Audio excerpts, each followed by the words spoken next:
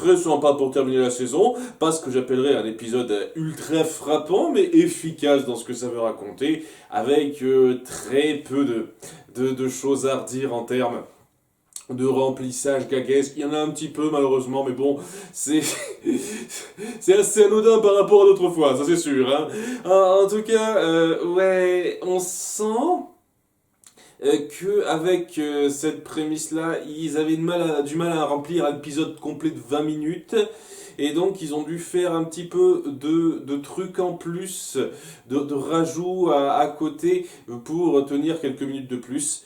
Et ouais, on le ressent surtout au tout début, parce que voilà, ça commence avec Star et Marco qui sont en train de vivre une petite aventure à la con, parce que Star voulait piquer un sandwich et qui pousse à l'intérieur d'un monstre. C'est comme ça que ça marche. Et elle voulait risquer leur vie pour ce genre de conneries. Et la seule chose que je retire de vraiment intéressante là-dedans, c'est que à un moment donné, il y a Marco qui a une espèce de flashback, une espèce de flash tout court, où il y a son espèce de bras en tentacule qui lui vient un peu en tête d'une certaine façon, et ça donne un peu l'impression que c'est toujours présent dans son esprit ou un truc comme ça. Donc ça donne l'impression qu'on va avoir un suivi à ça. Donc ça peut être cool si c'est poursuivi, c'est tout ce que j'espère. À nouveau, ça aurait été cool qu'ils y réfléchissent après coup et pas juste qu'ils laissent les choses se tasser comme ça, comme des idiots. Mais voilà, enfin sinon voilà, c'est juste Star qui prend des risques énormes juste pour avoir une espèce de sandwich magique à la con. Qui est censé être très bon, mais bon, il n'aura pas l'occasion d'y goûter ou quoi que ce soit, donc Marco le prendra juste mal, parce qu'elle a risqué leur vie bêtement juste pour ça. Et si donc il y aura une petite dispute à la con, ça mènera à rien, c'est juste... C'est comme dans Milo sur Mars, vous voyez, il faut que le moment où la mère de Milo se fait kidnapper par les extraterrestres, il faut que ce soit juste après un moment de dispute super grave, etc. Seulement, c'est pas particulièrement justifié, quoi. C'était leur aventure à la con d'un autre jour, et je sais pas, à ce moment-là, Marco, il en a eu marre, il s'est dit, ok, tu vas trop loin, c'était pas la peine de faire ça pour ça, et elle le prend tellement mal, Stark, elle dit, oh, je trouve que t'es pas un très bon ami tout de suite, blablabla. Et donc voilà, ce petit léger clash, et ouais, je vois pas en quoi ça amène plus de poids à ce qui va se passer après, quoi. C'est juste histoire de dire, ah, ils sont en mauvais termes sur le coup. Après, bon, Star le regrette un petit peu, regrette d'avoir eu ces mots avec lui, et elle y pensera pas plus que ça. Ça arrive, ça, d'avoir des mots avec quelqu'un qu'on aime bien, et après, très vite, on se réconcilie. C'est normal, mais voilà, le fait qu'on appuie sa pile à ce moment-là exprès, c'est un petit peu de la manipulation facile. Et voilà, j'ai le sentiment qu'ils voulaient remplir un petit peu cet épisode, et qu'ils n'avaient pas d'autre idée que ça. En tout cas, après, ça va devenir intéressant puisque Marco se fera capturer hors champ par les sbires de Toffee maintenant. Alors, je sais pas comment ça s'est fait, il le montre pas. C'est assez étonnant, je trouve, parce que bon, on a montré que c'est quelqu'un qui savait bien se défendre contre ces sbires-là, mais pas ce coup-ci, quoi. Il a été pris par surprise, je ne sais quoi. À notre imagination de faire le lien, c'est un détail qui aurait été cool de montrer, parce que ouais, il a pas l'air de souffrir de quoi que ce soit quand on le voit capturé par Toffee, etc.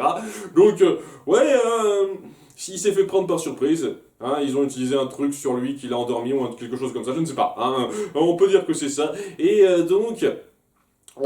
Star, en voulant lui parler pour s'excuser donc de ce qui s'est passé, tombe sur un des sbires qui lui dit que si elle veut revoir Marco, elle doit se rendre au château qu'elle connaît bien pour faire l'échange avec sa baguette. Et donc, un truc que j'ai trouvé plutôt marrant et relativement bien pensé, c'est le fait qu'elle décide de prévenir un petit peu les autorités. Déjà les parents de Marco, histoire de dire que c'est pas juste des irresponsables qui restent dans leur coin à rien faire, on essaie de mettre un tout petit peu l'accent sur eux, comme quoi ils s'inquiètent un petit peu de leur fils, c'est pas mal. Et aussi les autorités qui disent ok, je sais même pas sûr qu'ils le croient ou pas, qu'ils la croient ou pas, Stark, quand elle fait le résumé de ce qui s'est passé, mais bon, il dit qu'ils peuvent rien faire, et c'est un petit peu vrai, ils peuvent rien faire, hein, dans ce cas de figure, c'est un peu spécial, quoi. Et voilà, c'est histoire de dire qu'elle se sent mal, mais les parents de Marco se sentent un petit peu responsables, ça veut dire que c'est pas juste des idiots qui réfléchissent à rien dans leur coin, hein, ils peuvent se sentir un petit peu impliqués de temps en temps, ça fait plaisir de voir ça quand même, hein, ça fait plaisir de voir ça. Donc elle décide de se rendre dans la dimension de Ludo, où on va voir ce dernier essayer de se réconcilier un petit peu avec le monstre qui a observé Star, qui s'appelle Crapaud Taureau. Alors j'ai essayé de retenir ce nom parce que ça a l'air bien parti pour être un personnage important pour la suite. Donc ouais, comme je l'ai dit, l'épisode 11, le demi-épisode, début d'épisode 11 autour de lui, et pour ma part, pour l'instant, l'épisode le mieux écrit, le plus prenant qui a été fait, ça n'a pas changé je trouve. Et donc c'est intéressant de faire une suite à ça. On a Ludo qui essaye un petit peu de se le remettre dans la poche en essayant d'être un peu gentil en lui offrant un cadeau. Mais lorsqu'il voit que Star s'est rendu dans le coin pour s'en prendre un Toffee, il se dit ok merde, j'ai plus trop besoin de me rabibocher avec toi, je vais juste utiliser Star pour m'aider à remonter sur le trône et virer Toffee de là. Donc ouais, très sympa. Je croyais qu'il y avait un passé un peu mignon entre vous, mais apparemment non, quoi, tu t'en fous royalement de lui, c'est cool. Je sais pas, je pensais quand même que Ludo avait un petit côté... il n'était pas non plus un gros méchant qui se foutait royalement de tous ceux qui étaient autour de lui. On sentait qu'il y avait un petit truc entre lui et ses monstres, mais apparemment non, vu comme il le montre, pas le cas ici. Un peu bizarre, quand même, je sais pas. Mais bon, c'est histoire de mettre un petit peu en avant le fait que Crapaud Taureau voudra plus se mettre du côté de Star que de Ludo. Il voudra aider Star pour sauver son compagnon, et donc il se dira ok je vais t'aider, par contre fais un petit peu gaffe, hein. Toffee il n'est pas du tout comme Ludo, il est un petit peu plus réfléchi, là ça serait bien que tu penses à un plan avant d'attaquer, et elle va pas trop l'écouter Star, elle s'en mordra un tout petit peu les doigts comme on le verra, et puis voilà, à côté de ça, parallèlement, on verra Toffee essayer de discuter un petit peu avec Marco. Enfin, je sais même pas, c'est juste pour passer un peu de temps avec lui. J'imagine qu'il a peut-être envie de parler à quelqu'un d'un petit peu plus sophistiqué que les monstres et cervelets qui l'accompagnent, c'est pas impossible. Enfin bon, là, il dégage vraiment quelque chose, il a une vraie présence, ce Toffee. Je comprends pourquoi beaucoup de gens, enfin, j'ai vu en commentaire beaucoup de gens dire que c'est genre le perso le plus génial de la série. Je vois d'où ça vient, ça. Il dégage vraiment quelque chose de très puissant, hein, ce personnage, hein, dans son attitude. Alors, en tout cas, voilà, il est piégé dans une espèce de vitrine, et on verra dans pas très longtemps qu'il sera anti-magie, puisque juste après ça il y aura Star qui arrivera dans le château, qui remarquera la pièce et qui se dira tiens je vais pas prendre de plan, on va juste foncer à l'assaut. Et pour quelqu'un qui a pas de plan, un petit détail près, elle s'en sort plutôt bien, hein, puisque bon à nouveau sa baguette est ultra cheatée, donc elle lui permet de faire un peu tout ce qu'elle veut avec les monstres, même si bon on essaie de forcer un petit peu le fait que Crapaud Taureau lui vient en aide, parce qu'il faut qu'elle fasse pas gaffe à 2-3 moments. Mais voilà quoi, elle se défait sans trop de problèmes des monstres, etc. Et elle essaye de détruire cette espèce de vitrine, mais elle est anti-magie quoi, elle est super protégée de la magie. Même quand elle fait un super méga sort qui la détruit un petit moment, Marco est un peu trop bête pour en sortir tout de suite, malheureusement, hein, sinon ça aurait totalement gâché les plans de Toffee à ce moment-là. La mise en scène aurait pu être un tout petit peu mieux faite quoi, montrer que ça se reforme genre tout de suite après, genre une seconde après, mais ça montre une bonne quinzaine de secondes, vingtaine de secondes, avant que la vitrine se reforme après son petite explosion quoi. C'est petit détail de mise en scène qui aurait pu être un peu amélioré, parce que voilà, ça repose un peu sur le fait ton plan, ton fait que Marco et Star soient un peu pas assez réactifs pour qu'ils sortent de là assez vite. Histoire de dire, c'est un détail, c'est pas grave, mais c'est un petit détail quand même pas anodin quoi. Donc voilà, on découvre aussi en même temps que Toffee a ce pouvoir de régénération tel un lézard quoi. Il s'est fait détruire le bras par la baguette de Star, apparemment il saigne pas. Et il peut facilement se le faire repousser. Alors ce qui est très intéressant, surtout par rapport au fait qu'il ne fait pas repousser son doigt coupé. Ouais, il a toujours son doigt coupé sur l'autre bras, mais il ne le fait pas repousser. Donc, un peu mystérieux, hein, je suis impatient de voir comment on va expliquer ça, parce que j'ai le sentiment que c'est pas un détail d'audace, je vois pas pourquoi il lui montrerait un doigt coupé, si à côté de ça on montre qu'il a le pouvoir de régénérer ses membres comme un lézard, quoi. Donc, il doit y avoir un passé autour de ça, une explication à ce truc-là, et je suis assez impatient de voir ça. Alors, en tout cas, voilà, à cause du fait que Marco n'a pas été assez réactif, de même que Star, Marco est enfermé et Toffee s'apprête à le faire un petit peu s'écraser en faisant baisser lentement la vitrine sur lui, et donc Star est prête à accepter son marché maintenant. Il se dit ok, je peux rien faire, très bien, je peux prendre ma baguette, hein, parce que c'est très important pour elle, Marco. Mais c'est là qu'on voit que Toffee est pas du même acabit que Ludo, oui, parce qu'on voit rapidement Ludo qui est dans le coin à faire ses petits trucs histoire de dire c'est un bouffon qui sert à rien, Ludo. Hein. Il essaie de prendre la main sur la baguette, mais il y a un monstre qui avale Ludo sur commande de Toffee, donc il fait rien. Ludo, il est juste là histoire de dire qu'il est là. Et Toffee ne veut pas la baguette. En fait, il veut qu'elle la détruise carrément. Dire détruit là, je suis sûr que tu dois d'abord savoir ça, ça doit être un des premiers trucs qu'on t'a appris. Il est vachement au courant ce type quoi, sur les capacités de cette baguette, ce qu'il y a autour. C'est quelqu'un qui est au courant de beaucoup de choses et je suis vraiment impatient qu'on revienne un petit peu sur son passé à un moment donné, comment ça se fait qu'il sache telle ou telle chose, qu'on revienne sur sa backstory parce que vraiment très, très intéressant quoi. Il dégage quelque chose de très intéressant.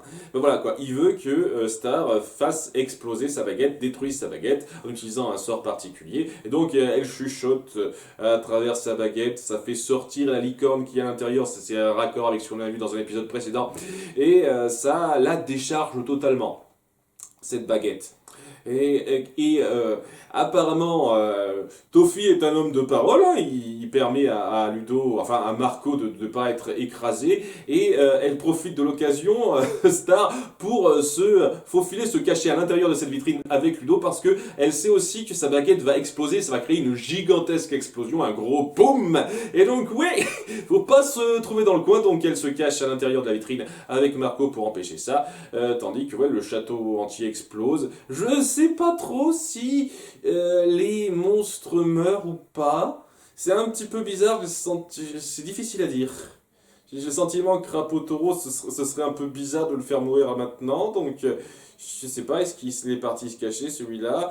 Est-ce que les autres monstres sont morts ou est-ce qu'ils ont eu le temps de se barrer ou pas? Je sais pas trop, c'est pas super clair, ou alors c'est moi qui n'ai pas fait gaffe à un détail, c'est pas impossible. Mais à côté de ça, on a Toffee qui reste un petit peu devant cette baguette alors qu'elle s'apprête à exploser. Et donc voilà, gros boom, le château est totalement détruit. Et ouais, ils arrivent à se tirer de là, Marco et Star. Apparemment, si c'est elle qui a ouvert la cage, la vitrine, elle peut en sortir sans trop de problème, tant mieux. Et elle se rend compte déjà que... Toffee, alors semble-t-il, c'est difficile à déterminer, était une espèce de machine de robot, écran, un truc comme ça, parce qu'on le voit à la fin, enfin, là où il était, semble-t-il, ça a l'air d'être lui, mais si ça se trouve c'était pas lui, c'est pas impossible que ce soit différent, hein, que ce soit un épouvantail qu'il ait mis en place et que ce soit pas réellement lui, mais voilà, c'est une espèce d'épouvantail de fer qui est présent, et c'est un peu ce qu'il était. Donc, est-ce que c'est ça ce qu'il était ou est-ce que c'est un faux semblant qu'il donne? Ou alors est-ce que si ça se trouve c'est ce qu'il était, il a besoin de plus de temps pour se régénérer de ça? Je ne sais pas, c'est très mystérieux. Hein. Toffee est super mystérieux, on donne pas encore vraiment beaucoup de réponses sur ce qu'il veut. Quoi. Parce que ouais, le fait qu'il veuille que la baguette soit détruite mais pas avoir ses pouvoirs directement, c'est particulier, c'est mystérieux parce que beaucoup de méchants rêveraient tout bêtement d'avoir les pleins pouvoirs, mais c'est pas son cas lui. Donc vraiment... Ça fait poser des tonnes de questions sur ce personnage, à nouveau. Donc c'est clair et net qu'il va revenir. Hein. C'est clair et net que si c'est ça, c'est sa fin, ce serait une grosse frustration. Ça m'étonnerait beaucoup que ce soit sa fin. Hein. Il va revenir, c'est évident. Et à côté de ça, on voit que Ludo a survécu en, je sais pas, en se créant une carapace d'œuf autour de lui, en renaissant en tant qu'œuf. C'est bizarre ce truc-là. Mais voilà, il n'est pas content. Ludo, Star l'envoie bouler ailleurs via un portail dimensionnel. Ok, merci, au revoir. Ça veut dire que c'était juste une farce ce type.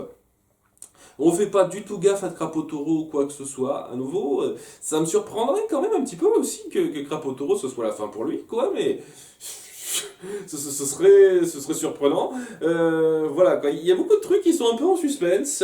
Alors, c'est pas une mauvaise chose, hein. Tout ce que j'espère, c'est qu'il y aura un bon suivi par rapport à ça, c'est tout ce que je veux dire.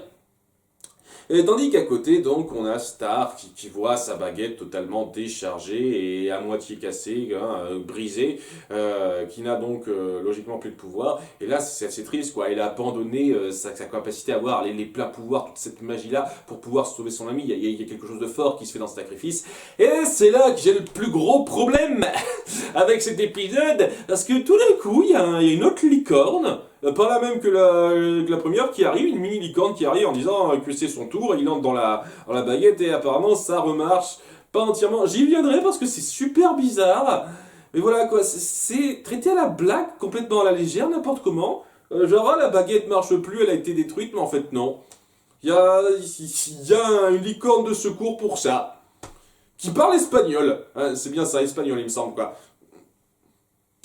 Pourquoi? C'est un délire la con pour justifier que c'est censé remarcher pour dire ah tiens on n'a pas viré cette variable là de l'équation, ça va revenir jouer un rôle etc. Ok moi je veux bien que vous fassiez en sorte que la baguette soit pas réellement détruite pour de bon, très bien, mais c'est pas un milieu de façon pas aussi ridicule, c'est totalement ridicule ça sortait de nulle part. Après ça on va voir un épilogue, les parents de Marco ont prévenu les parents de Star pour qu'ils aillent les chercher histoire de montrer qu'ils font gaffe à leurs enfants, donc c'est plutôt joli, c'est plutôt mignon. Il y a la mère de Star qui la réprimandera après en gardant surtout le côté j'avais peur pour toi et je suis contente que tu sois en vie. Et elle lui confisque un petit peu sa baguette magique après ce qui s'est passé, ce qui est compréhensible. Et après les avoir renvoyés chez eux en se disant ok très bien. Je sais pas exactement pourquoi ils tiennent à insister à ce point-là pour que Star reste sur Terre après, mais il semble insinuer dans leurs échanges, le roi et la reine, qu'il y a une raison derrière ça. Hein, enfin, une raison pour que Star soit pas sur Muni et suive ce genre d'éducation sur Terre, où ça aurait pu être une autre planète, c'est pas impossible, mais voilà, c'est à nouveau mystérieux, c'est pas trop mal. Il y a un truc qui me fait un peu bizarre à la fin, puisque après que Marco et Star sont partis, il y a le roi et la reine qui discutent via un miroir magique à Glossaric. Alors déjà c'est une chance que le bouquin se trouve juste à côté du miroir, mais bon c'est un détail ça. Voilà, et Glossaric est dispo, prêt à leur répondre, et une fois de plus il est un peu dégoûté quoi, genre il est en train de se laver, donc il se monte dégueu, il a sa serviette qui tombe, tout ça, c'est pas drôle, c'est con, c'est tout, mais bon, c'est un bof ce type. C'est censé être drôle parce que c'est un bof, et une fois de plus, il a cette façon de répondre aux questions complètement simili-cryptique, genre j'ai l'impression qu'il a l'air de savoir des choses, mais il donne l'impression qu'il en sait rien en fait. Je sais pas, c'est tellement bizarre quoi. Il y a des parents qui disent que la baguette a été fendue et lui qui essaye de dire de façon pseudo-énigmatique que ouais, on peut être fendu en bien ou en mal. Être fendu ça permet de rajouter des trucs ou d'en perdre, etc., etc. Il a cette façon de le dire quasi antipathique ce type et j'ai du mal à le blairer, je vous cache pas. Hein. Cela dit, ouais, c'est peut-être pas pour rien qu'il est antipathique ce gars parce que j'ai le sentiment, si il est genre un gardien de la baguette magique. Si ça se trouve, il est présent depuis très longtemps. Cette baguette magique existe depuis bien plus longtemps que la mère de Star, etc. Donc, si ça se trouve, il a des choses prévues lui aussi pour certains plans et donc peut-être qu'il prévoit un petit peu dans son coin certains trucs. Si ça se trouve, c'est un connard qui se dévoilera plus tard ou un truc comme ça. C'est pas impossible. À ce moment-là, ça rattraperait bien ces moments où on l'a vu un tout petit peu être un connard jusqu'à présent. À ce moment-là, ok, ça rattraperait le coup. Mais ouais, sur le coup, je vous cache pas qu'il ne laisse pas une très bonne impression ce type. Il est assez désagréable. Mais si c'est à dessein, si c'est bien, si on joue bien là-dessus sur la suite, ça peut valoir quelque chose, quoi. C'est pour ça que je garde encore un petit peu mon jugement par rapport à ça, hein, en dépit de mes petites plaintes que j'ai faites là. Mais voilà quoi, il parle du fait que oui, la baguette a été fendue, c'est pas forcément une meilleure chose, et puis ça peut se rafistoler, etc. Et il parle du fait que j'espère que l'autre moitié, vous la retrouverez. Parce que voilà, il y a eu une deuxième moitié de la baguette, de la charge de la baguette. Parce que voilà, la baguette maintenant elle est à moitié chargée, allumée. Et il y a une autre moitié qui est plus dispo. Et cette autre moitié, je crois, elle est dans la dimension où il y avait le château Ludo, je crois. Ils n'ont pas fait gaffe à ça, j'imagine. Personne ne pense à fouiller ou quoi que ce soit. Et c'est tellement pas logique. Je trouve, parce qu'il montre que la baguette magique est alimentée par licorne, mini-licorne à l'intérieur, donc c'est ça qui est censé représenter la puissance, le pouvoir de la baguette, mais c'est pas que ça. Genre, ça a chargé à moitié, mais l'autre charge, quoi, elle venait de mon cul, elle s'était faite ailleurs. C'est pas logique. Si la deuxième licorne est entrée à l'intérieur de la baguette et qu'elle a commencé à charger le cadran de la baguette, pourquoi la seconde moitié de charge, ça marche selon une logique totalement différente, quoi. Genre, c'est un autre morceau de la baguette qui a pas été prise dedans, je sais pas quoi, c'est pas logique avec la façon dont on montre que la baguette renaît un petit peu de ses cendres, entre guillemets. Ça... J'espère qu'on aura une explication à ça, mais j'ai le sentiment que c'est une grosse facilité, qu'ils ont essayé de rebondir sur ce côté. Ah, c'est généré par une licorne magique sans trop savoir exactement quoi en faire, et donc ça n'a pas l'air super raccord. Mais bon, peut-être que ça me donnera tort, c'est tout ce que j'espère. Voilà, en dépit des plaintes que j'ai eues, ça reste un épisode bien réussi. La façon dont on met en avant le fait que Star est prête à aller très loin pour sauver son ami parce qu'il représente beaucoup pour lui, et l'action qui va avec, c'était très fun et assez touchant, je reconnais. Voilà, Tofi promet beaucoup, une fois de plus, on met en avant le fait qu'il garde beaucoup de mystère autour de lui, donc ça peut vraiment avoir quelque chose par la suite, ça. J'ai passé sincèrement un bon moment devant cet épisode qui, honnêtement, peut promettre beaucoup de choses par rapport à certains personnages dont on n'est encore pas sûr de ce qu'ils vont faire, Krapotoro, Tofi et d'autres. Hein, les parents de Star, parce que là, la mère de Star lui a repris sa baguette, mais est-ce qu'elle va la lui rendre ou pas? Sans doute qu'elle va la lui rendre à un moment donné, puisque elle est un peu définie par ça me surprendrait. Enfin, beaucoup de choses comme ça qui peuvent promettre pas mal de choses, et c'est plutôt bien mis en place, en dépit de quelques grossièretés, quelques petits remplissages assez inutiles, et il faut le délire pour remettre la baguette en marche, je trouve ça totalement ridicule, vraiment. J'ai du mal à voir comment on pourra justifier ça en enlevant le côté ridicule de ce passage, mais sait-on jamais, peut-être que ça me surprendra. En tout cas, oui, en dépit de ces petits soucis, c'était un bon épisode que j'ai pris plaisir à voir, une conclusion de saison très sympathique, et ça laisse présager du bon par la suite. Voilà, quand on voit comment la série a évolué au fur et à mesure de cette première saison, comment on a vu dans les derniers épisodes que ça savait raconter quelque chose de valeur, là ça laisse entrevoir du bon par la suite, et d'après ce que j'ai entendu, beaucoup de gens disent que ça décolle vraiment à partir de la saison 2, et donc je suis impatient de voir ça, je vais être optimiste, hein, c'est tout ce que j'espère. À bientôt pour la saison 2, épisode 1, bye.